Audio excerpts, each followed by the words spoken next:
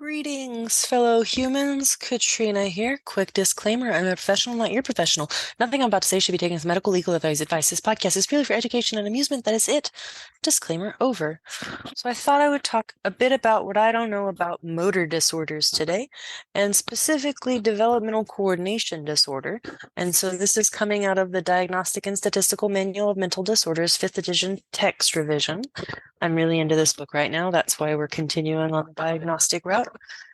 So, developmental coordination disorder diagnostic criteria A says the acquisition, oh yeah, this is on page 85. The acquisition and execution of coordinated motor skills is substantially below that expected given the individual's chronicle age and opportunity for skill learning and use. Difficulties are manifested as clumsiness, so that can be dropping or bumping into objects, as well as slowness and an inaccuracy of performance of motor skills. So, for example, catching an object, using scissors or cutlery, handwriting, riding a bike, or participating in sports. And then B criteria is the motor skills deficit in criterion A significantly and persistently interferes with activities of daily living appropriate to chronological age, such as self-care and self-maintenance, and impacts academic/school productivity, pre-vocational and vocational activities, leisure, and play. So that's a good point to differentiate between criterion A and criterion B. So criterion A mentions clumsiness, and so simply being clumsy is not classification for a developmental coordination disorder. No. So simple clumsiness is clumsiness, but when motor skills deficits are so significant that they're interfering with your ability to do your daily living stuff, that's when it becomes potentially clinical for a lot of things. Like in dissociative identity disorder, for example, this is a total tangent, but in DID, there's actually the clear marker that it interferes, that it's distressful and interferes with your ability to do your activities of daily living. And so that persistent and intense disruption, I guess is a good word. Yeah. So the disruption in your life is significant and clinical enough that it requires that it becomes clinical. So like with DID, there's two distinct identities, right? But not necessarily a diagnosis if somebody has two or three identities inside of their head and it's not distressing, it's not interfering with their day-to-day life, then it's not clinical. It's not pathologized, if that makes any sense.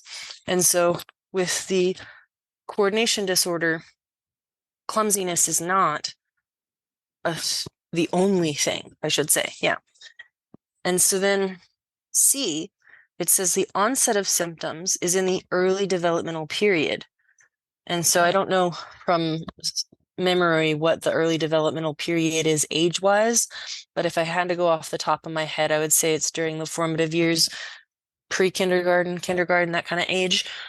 And then D, the motor skills deficits are not better explained by intellectual developmental disorder, which is an intellectual disability, or visual impairment, and are not attributable to a neurological condition affecting movement.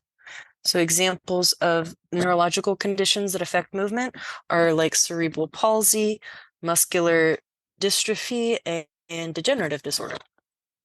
So some diagnostic features. It says the diagnosis of developmental coordination disorder is made by a clinical synthesis of the history, so that's developmental and medical, physical examination, school or workplace report, and individual assessment using psychometrically sound and culturally appropriate standardized tests. Notice that it says culturally appropriate, so not all tests are exactly the same. The manifestation of impaired skills requiring motor coordination, so remember that was criterion A, that varies with age. So young children may be delayed in achieving motor milestones.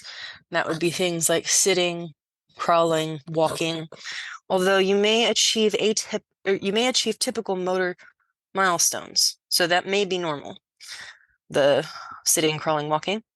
They may also be delayed in developing skills such as negotiating stairs, pedaling, buttoning shirts, completing puzzles, and using zippers. Oh, speaking of zippers, I heard that's a good way to tell if your arm is broken or not. If you go from the bottom where you would zip up your coat up to where the top of the zipper goes, if you can do that, I forget what it means. So don't quote me on any of that. Um, but back to even when the skill is achieved, movement execution may appear awkward, slow, or less precise than that of peers. Older children and adults may display slow speed or inaccuracy with motor aspects of activities such as assembling puzzles, building models, playing ball games, especially in team sports, handwriting, typing, driving, or carrying out self-care skills.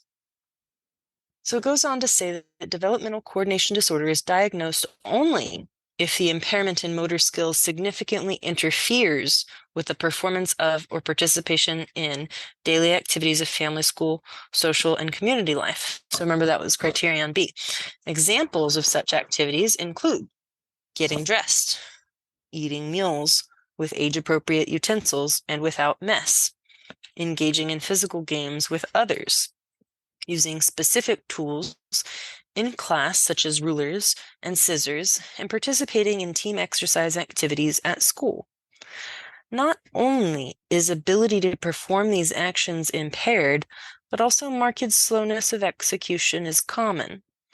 Handwriting competence is frequently affected, consequently affecting legibility and or speed of written output and affecting academic achievement. The impact is distinguished from specific learning difficulty by the emphasis on the motoric component of written output skills. In adults, everyday skills in education and work, especially those in which speed and accuracy are required, are affected by coordination problems.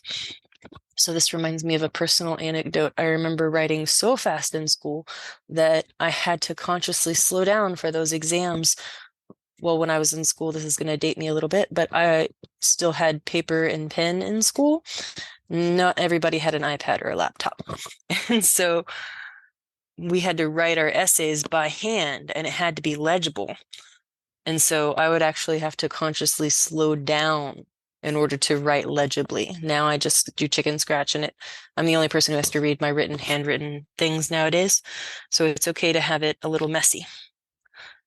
So criterion C states that the onset of symptoms of developmental coordination disorder must be in the early developmental period.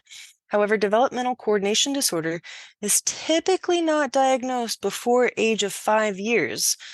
Okay, so I was close. Kindergarten, right? 5 years old, or is that first grade? I'm not really sure. I don't have kids. Child free. Because there is considerable variation in the age at the acquisition of many motor skills with a lack of stability of measurement in early childhood, for example, some children catch up, or because other causes of motor delay may not have fully manifested. Now, criterion D, remember that was basically that it's not attributable to something else. So it specifies that the diagnosis of developmental coordination disorder is made if the coordination difficulties are not better explained by visual impairment or attributable to a neurological condition. Thus, visual function examination and neurological examination must be included in the diagnostic evaluation. If intellectual developmental disorder, intellectual disability, is present, the motor difficulties are in excess of those expected for the mental age. However, no IQ cutoff or discrepancy criterion is specified. So I'm thinking that this would only be diagnosed by a psychologist or a master's level clinician with specific training in assessments and coordinating with the community in that way. So developmental coordination disorder does not have discrete subtypes. However, individuals may be impaired predominantly in gross motor skills or in fine motor skills, including handwriting skills.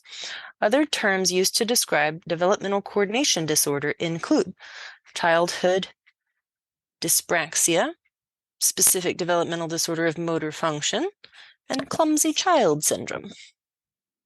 So that is the diagnostic features of developmental coordination disorder. And then it is important to note the differential diagnosis that motor impairments due to another medical condition are ruled out: intellectual developmentally disorder, attention deficit hyperactivity disorder, and autism spectrum disorder, and joint hypermobility syndrome. So this is interesting. It says individuals with syndromes causing hyperextensible joints, and that's found on physical examination, often with a complaint of pain, may present with symptoms similar to those of a developmental coordination disorder. So that's kind of like how ADHD and autism and post-traumatic stress can sometimes have overlapping symptoms. So too can like joint hypermobility syndrome and developmental coordination disorder, and some of the other ones that I had mentioned too. As far as the differential diagnosis, it's helpful to specify and rule out the other things first. And then it goes on in the book. So that was page 88. And then it goes on in page 89 to describe stereotopic movement disorder, which we're not going to get into today. But I'll tell you how I picked today's topic. I was given page 88 and I looked it up, and that's where I saw the differential diagnosis. And then I rewound a few pages, and that's how I ended up on 85 to get what the actual condition was that it was talking about. One last thing I'll mention actually is the comorbidity. So there's about a 50% co-occurrence with ADHD, and different clusters of co-occurrence may be present. So for example, a cluster with severe reading disorders, fine motor problems, handwriting problems. Another cluster with impaired movement or control and motor planning. Excuse me. So it says the presence of other disorders does not exclude developmental coordination disorder, but may make testing more difficult and may independently interfere with the execution of activities of daily living, thus requiring examiner judgment in ascribing impairment to motor skills. So that's a good reminder to not self-diagnose, in my opinion. That was one of the things that they taught us in psychology school, class 101, or whatever the beginning one was. I think it was like 2301 was how our colleges were numbered. College classes were numbered. But anyway, so one of the first things that they taught us in psychology school was do not diagnose yourself, your friends, or your family. So I'll keep that in mind, and hopefully you will too. If you enjoyed today's episode, click the button to support the show. And remember, I appreciate each and every one of you simply for existing.